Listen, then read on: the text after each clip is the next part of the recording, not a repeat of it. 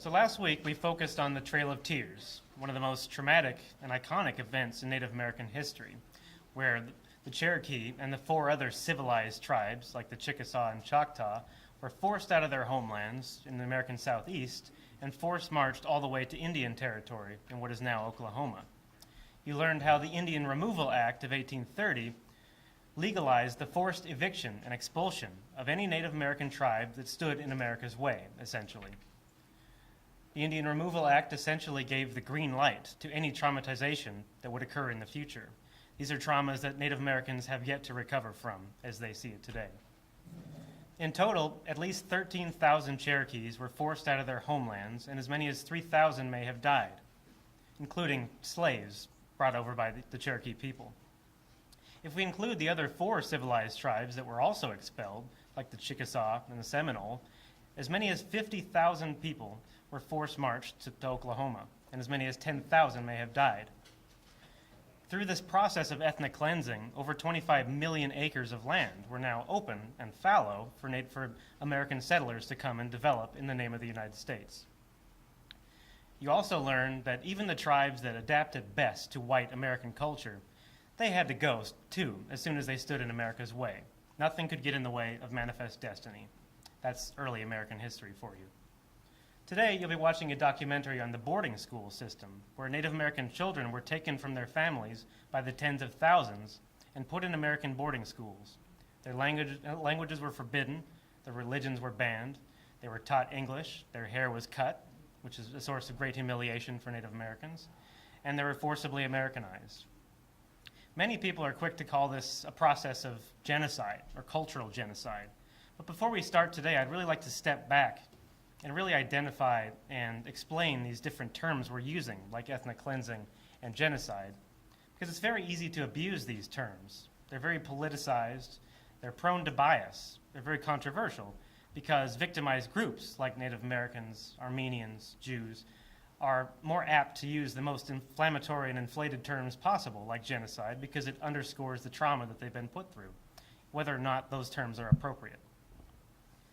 Terms like ethnic cleansing and genocide are simply thrown around.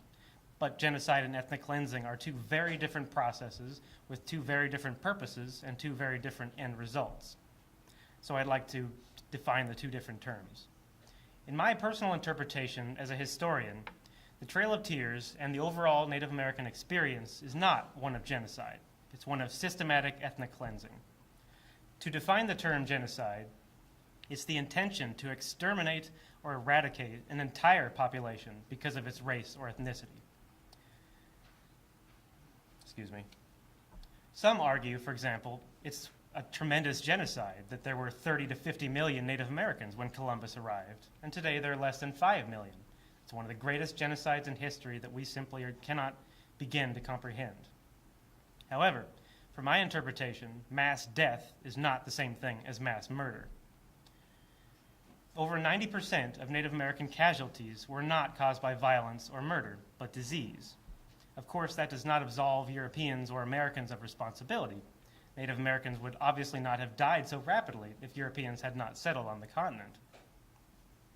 But again, genocide is the intent to eradicate and exterminate entire populations. That was not the case for Native American people.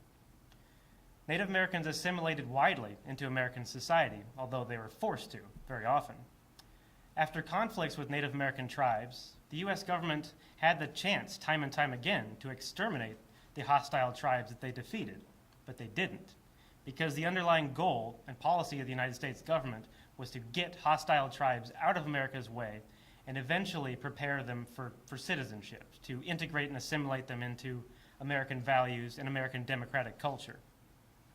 After Native Americans forfeited their lands and abandoned their barbaric ways, they would eventually be groomed into citizenship, just like you and me. Eventually, on the surface of things, that was the case, because Native Americans were given citizenship altogether in 1924. So basically, the policy was, if Native American tribes got in the way of American settlers, they were either killed or they had to be forced out. If Native American tribes got in the way of the United States, they had to be purged and forced out of America's way. But they were not eradicated or exterminated as a whole. In fact, Native American tribes were kept alive on reservations. Reservations, of course, are a source of great agony for Native Americans today. It's humiliating, it's undignified, it's impoverished. So many people argue that that's the cause of Native American suffering today. That's the cause of their economic situation and their troubles with alcoholism. It's because of the reservation. But one of the ironic results of the reservation system is that these tribes were kept alive on their autonomous units. That's not genocide. Genocide is eradication. So in the case of the Trail of Tears and the Cherokee, they were forced out of their homelands by the U.S. military, right? They had the chance to massacre them or exterminate them on the way, but they didn't, because the goal was to move them, not to murder them. That's not a physical genocide. More correctly, in my mind, the Trail of Tears and the overall Native American loss of homeland is much better described as a system of ethnic cleansing. To define the term ethnic cleansing, it's the intent to remove a population as a whole from a space on ethnic grounds. In other words, to force an entire population out of a territory because of its race or ethnicity.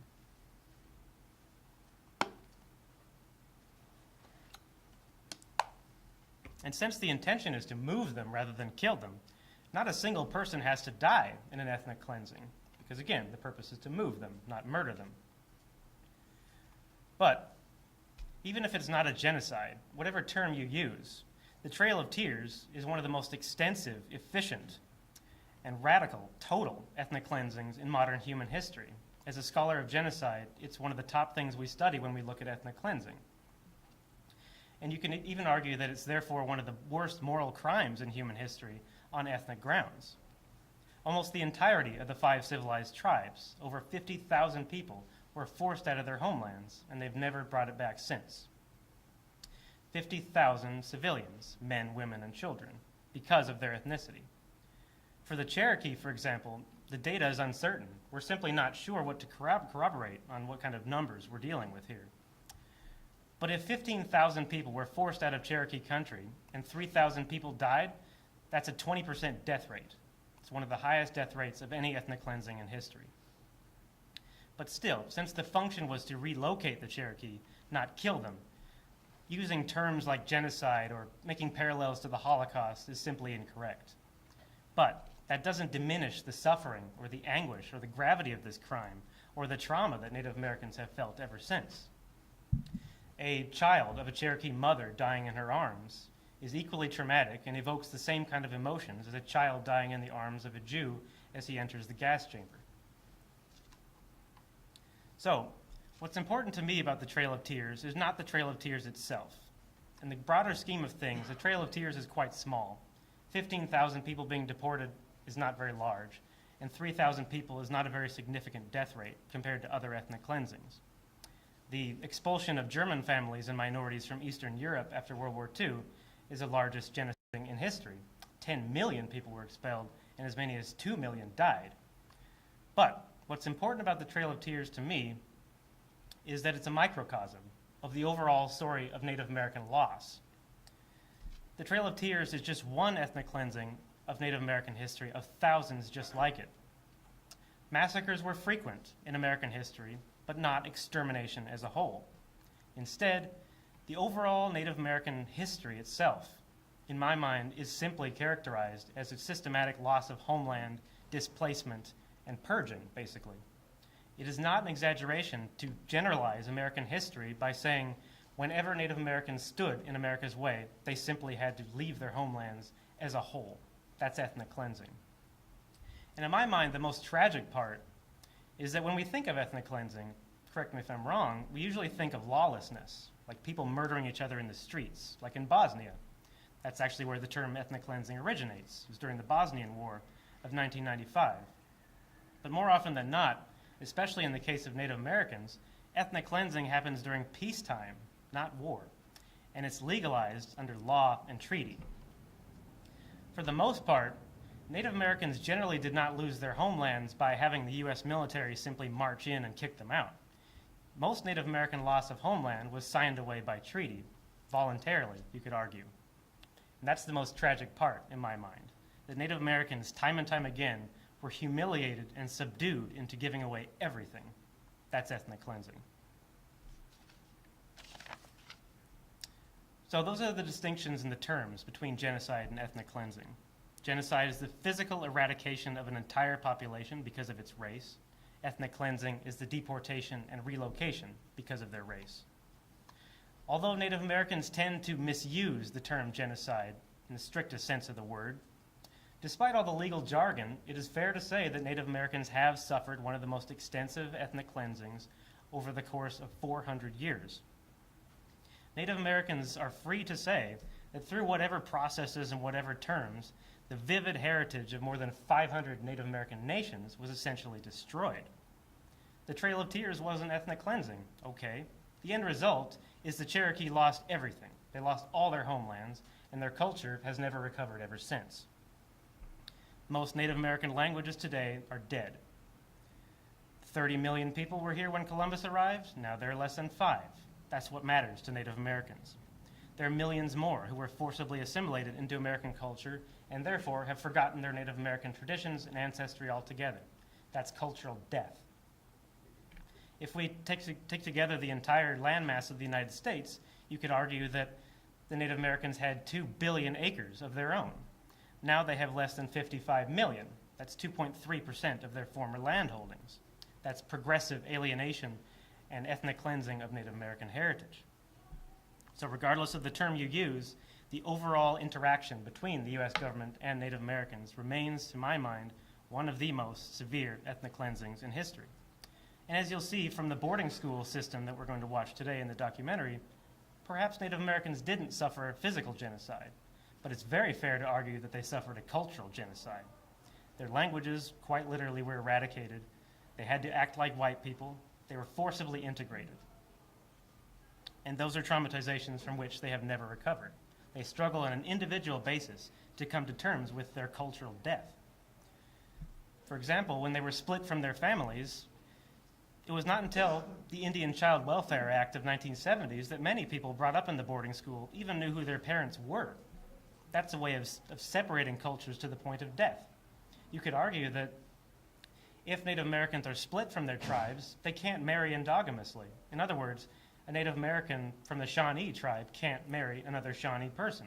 Therefore, that culture does not survive. That's genocide. So you can ask yourself, do these terms even matter? The end result is death of a culture. So that's my lecture. More than happy for any questions.